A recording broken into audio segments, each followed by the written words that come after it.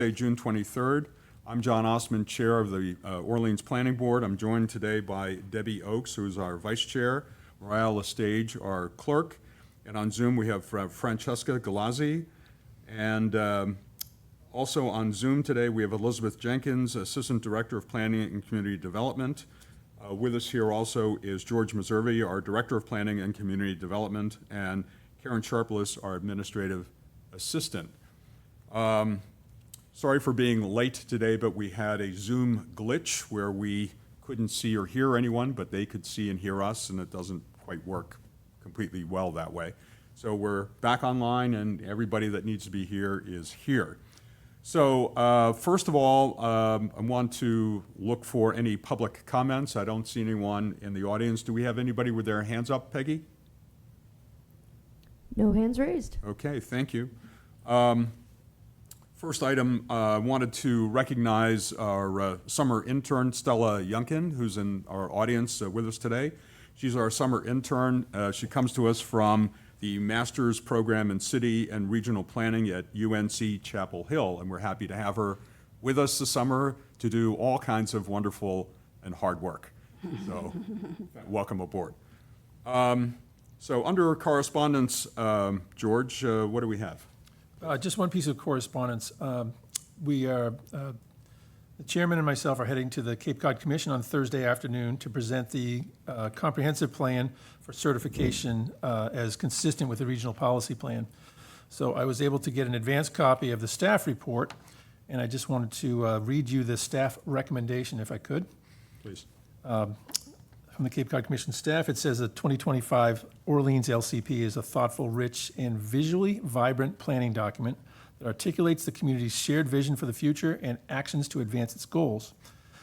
Skipping down, it says the LCP is the product of significant work by town staff and a wide range of local community representatives and will serve to guide Orleans over the next several years and decades. The LCP meets the requirements for commission certification, and the staff recommends the commission vote to certify the 2025 Orleans plan as consistent with the regional policy plan. Excellent. So I think we're on a good track, John. I'm a little more excited about going to the Cape Cod Commission meeting on Thursday. Well, we already know what the answer is, I think, right? Yeah, So sounds like it. that's a good thing. So we're happy about that. Thank you, George, for that. Mark Matheson, our liaison with the Select Board, has joined us. Hi, Mark. So Mark is here with us. And next item on the agenda is, if there's no other correspondence, housing typologies. I think, Elizabeth, you have the floor for that. You're on mute. There you go. Hi, John. Thank you so much. I apologize for not being there in person today and for obviously doing this meeting on the run. It's the end of the school year and we unexpectedly have to attend an award ceremony today. So cannot miss those moments. So thank you everybody for your patience. Housing typology, oh gosh, I have the wrong agenda. Housing typology update. So this was a follow-on project that we got we had some remaining grant money to use after we completed our zoning updates. So we had UTL do a small project for us where they looked at missing middle housing typologies that were developable under our zoning. So if you recall, we had that sort of 2,000, 4,000, 8,000 minimum building footprint framework. And we wanted to be able to demonstrate, and very specifically to the benefit of the market, what small scale housing typologies could be built under those frameworks. So UTL is close to wrapping that up. They were going to come present to you today, but we figured we're so close to the end of this project and to the end of our budget on this project that we'd rather have them put together a very nicely and well-designed document for the benefit of our residential building community and again for our community. So we will be publishing that as a small booklet and have it available to the planning board at your next meeting. So that is that will again wrap up that portion of the grant funding and the project under the Downtown Housing Overlay District. Great. Thank you. Any comments from the board at all? No? No? Thank you. Thank you for that, Elizabeth. Yeah. Next item on the agenda is zoning bylaw amendments, and I think we're back to you for that. We are. So at the last time, last time we talked, we rolled out some preliminary amendments, and what we want to keep doing, at least for this meeting, is to continue to iterate on those amendments to hopefully meet the objective of bringing sort of a phase 2 zoning modernization forward with a real focus on really economic development, especially focused around the downtown. Obviously, the downtown housing overlay gave us a big push when it came to housing. We want to think about, again, how we can continue permit streamlining and creating a business-friendly environment downtown, as well as sort of dealing with some of the kinks that are in our ordinance. So one of the pieces that I think fits both of those objectives is looking at rewriting our parking requirements. When we did the phase 1 reorganization, again, we committed very strongly to the board, to the community, that we were not going to make any significant policy changes to the document, but reorganize it.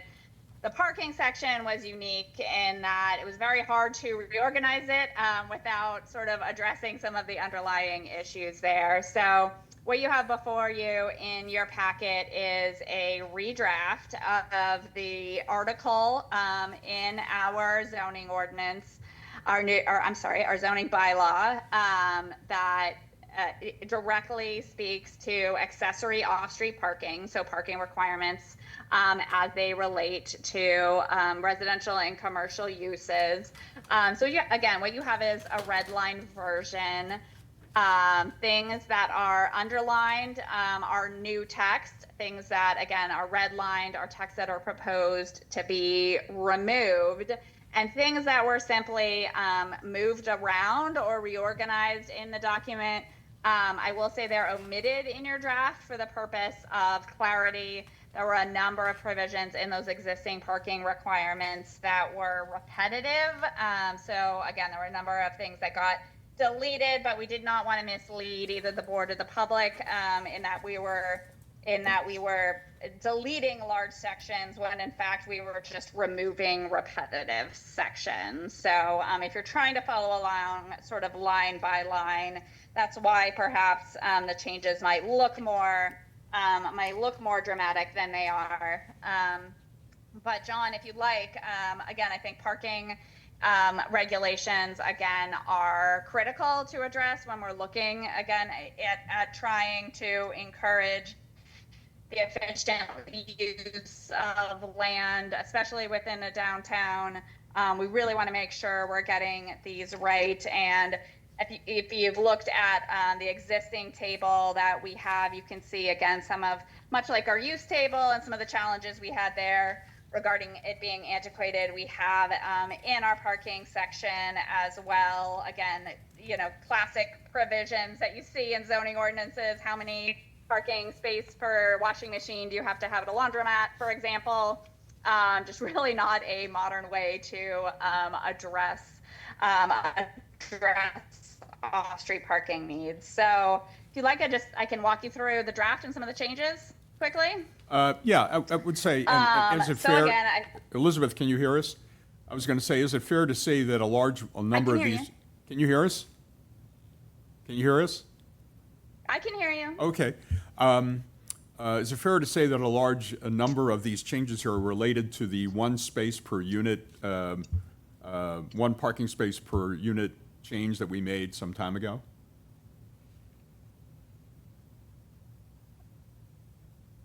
That space was a fairly straightforward change. Again, that was adopted in 2004, Right. I believe. But what it does is I think it follows the spirit of that in setting what we believe is a minimum parking requirement that is necessary for land uses, and then allowing developers and property owners to be able to judge what their actual parking need is. So the approach is similar in that we are trying to regulate a base minimum We are not setting a parking maximum.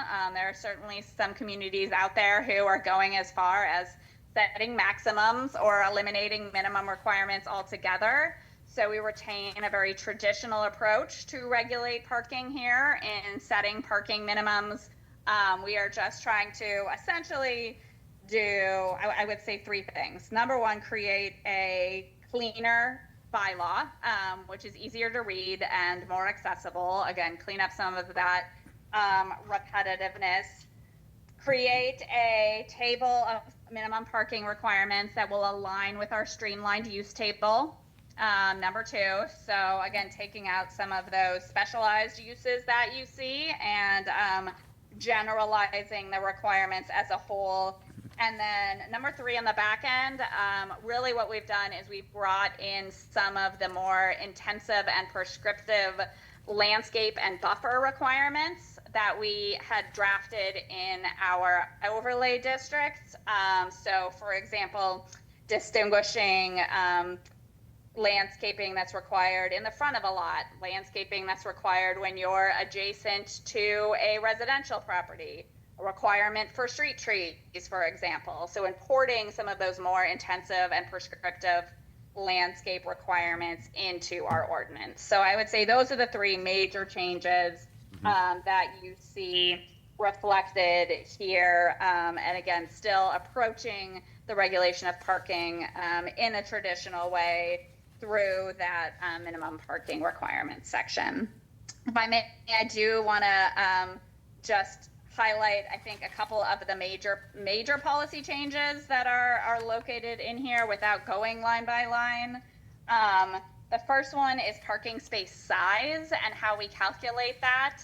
What we have now is, I would say, a non-traditional way of presenting a minimum parking space size, where we say every parking space has to consist of 300 square feet and have a minimum 10-foot width.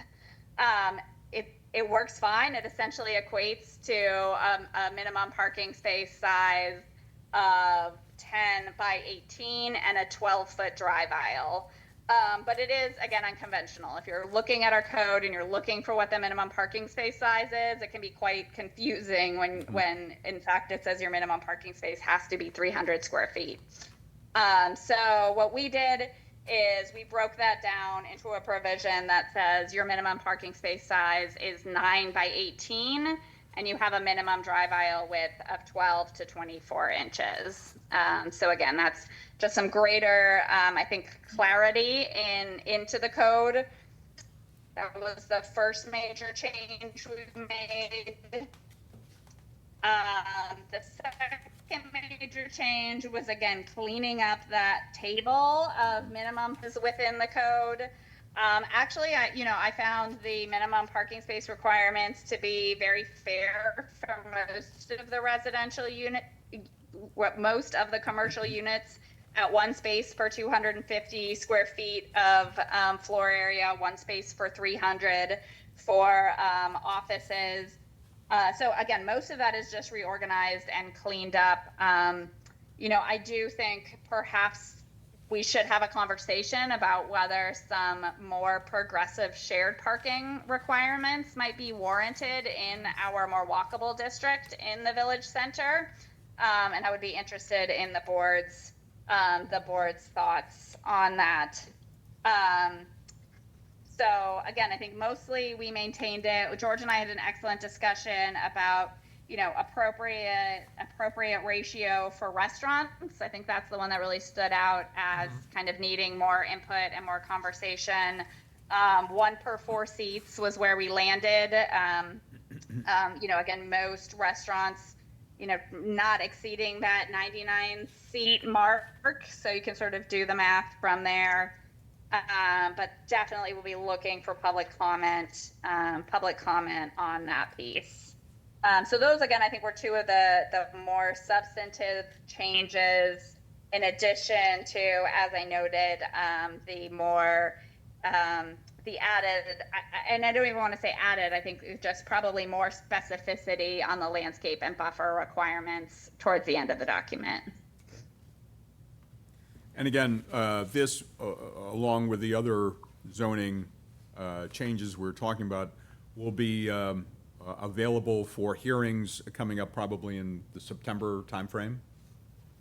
Yeah, so what we'd like to do on that, John, I think, is start to make sure we're getting that public feedback very early in the process. I'd like to hold a series of focus groups over the next couple of months. We know folks don't have a lot of availability in the summer, but maybe they're willing to sit down for a small conversation sometime in July or August with us. You know, maybe one specifically focused on sort of business uses and economic development. You know, folks who are typically, you know, work within the single family home, whether as builders or administering the code, got a couple of folks together there. And then, you know, folks who are looking at the overlay and the what's working and what's not working there. So maybe put, you know, three or four groups together and start to share around the drafts that we have, get some initial early feedback. So when we get to September, we have at least some initial direction on these, and then we can start to share them more widely with the public and get ready for our public hearings. Great, good. Any comments from the board? Debbie or Sure. Mariah? No? Good. Well, I was glad to hear you raise the question of shared parking. And I know there's some reference to it in here, but, It's on the second page. yeah. But isn't there, yeah, there's the whole collection. I don't know, the whole notion, we've got public parking places, we've got very large private parking lots, we've got buildings that have zero parking, or very little parking, and we do not want them to have more parking because that would completely run counter to the whole look and feel of a walking village center. And I just want to make sure that we really thoroughly and maybe think outside the box a little bit, if possible, to reduce the number of, the level of asphalt we've got that's empty. You've also got the facilities that, you know, are active at certain times of the day and then completely inactive at other times of the day while their giant parking lot sits empty. And maybe there are ways that the code can facilitate collaborations or agreements among such groups. I don't know. We all know we have way too many parking lots that are empty most of the time, even in the summer. And get full in the summer at the same time. So, if I may, I just wanted to, do you mind? Please. Go. On the first page, there's a new section, it's A2, and I just wanted to point this out to you. This is an allowance for a special permit to be granted to modify the standards for parking. So this allows the ZBA to make a suitability analysis on a request for less parking if it's impractical or just doesn't make sense, or there's a use that we really haven't defined, because you can't really define every use in the world and have a standard for it, although, you know, we have tried in some ways. This is a real change, but I think it goes to the flexibility that you're talking about, Debbie, that allows the Board of Appeals to now do that without a variance. A variance is very hard to obtain, requires hardship and other things. Right. So just wanted you to be aware of that. The only issue that I still had, and Elizabeth knows I have this issue, is with medical offices. It seems to be, you know, if you think about the way the modern medical office works, where I think you get 6 minutes of someone's time or of a doctor's time, and there's somebody behind you, you know, somebody in front of you leaving, and someone coming in behind you immediately, and there's a practitioner and an assistant usually, and then there's some administrative staff. So we had medical offices as 3.5 parking spaces per examining room, and that's worked more or less pretty well. But I just want to point that out so you can consider and think about that, because the change here is that it would be treated just like any other office, 1 space per 250 square feet. So if you think about like the rehab center down on Old Colony Way, across from the Old Colony condos, I think that's about 4,000 square feet, give or take. So that would only require 16 spaces. I think they have about 60 there, and the employees park across the street. So I'm not saying to disparage this, because I think this is an exceptionally good step forward, but there are a couple of things that we probably need to make sure that we really think through before we take any steps toward town meeting. Well, I like the idea of having the focus groups prior to the public hearing so we can weed out some of this stuff along the way. Right. Great. Anything else? Good. Elizabeth, thank you. Good. Thank you. And yeah, I absolutely agree with Debbie. I do think there's maybe some missing or more creative provisions we could put in here that that apply exclusively to buildings that are in that village center district where we are trying to, again, deal in sort of a redevelopment fashion and encourage more walkability. So maybe there's again, sort of shared parking, or sort of that you give some vesting to existing buildings that may not have parking to allow to make sure they're getting their highest and best use and more flexibility. So we'll sharpen our pencils on that and get some more feedback. Great. Thank you very much. Thank you. Okay. Next item on the agenda is committee reports. We only, I think, have two. Oh, no, we have three. So CPC, Francesca, anything new? Hi, John. Nothing to report from the CPC right now. We have our next meeting. I believe it will be July 2nd, so maybe something after that. Okay, but you're really in the quiet season for all of that at this point. Yes. Okay. Yeah. Thank you. Okay. And Debbie, Economic Development? Yes, we haven't not met since our last So nothing, report. so nothing new, new to report. right? That was short, okay. And Transportation on Bikeways? Unfortunately, I was unable to attend the last meeting, so I don't have an update for you. Okay, well, thank you. Short set of reports. along. So, next item on the agenda is approval of the planning board minutes. And I am advised there is an edit that's already been made. And this one comes to us from Lynn Bruneau, who I know is watching. Thank you for this one. Dick Hartman's last name is with two N's, so that's been changed. And so with that change, I will take a motion to accept or approve the planning board minutes of June 9th, 2026. So I need a motion and a second. I will move that we approve the minutes of June 9th. Thank you. I'll second. Great. If there's no discussion, we're going to do a voice vote because we have a member on Zoom. So we'll vote by name. Roll call is Francesca, Yes. and Mariah, Yes. and Debbie. Yes. And John Osman, yes. So minutes are approved. Next item are future agenda items. George and Elizabeth, I think we have growth incentive zone coming up for our next meeting. I think we've talked about growth incentive zones. What we'd like to do is put together a kind of a draft for you to understand what it is and make some, we'll make some assertions on our part as to what we think is an appropriate level of relief from the thresholds for Cape Cod Commission review in certain locations that would make the town both more business-friendly and more attractive to the kind of housing development and perhaps some commercial development that we would like to see. So I hope to have that for you for your July 14th meeting. I think at that meeting, you will also be doing your annual reorganization of officers. Yep. Correct. That's what we have in the future. And just a reminder, the second meeting, the July 28th meeting, will not take place. It's been canceled for summer vacation. And the second meeting in August as well. Yes. Great.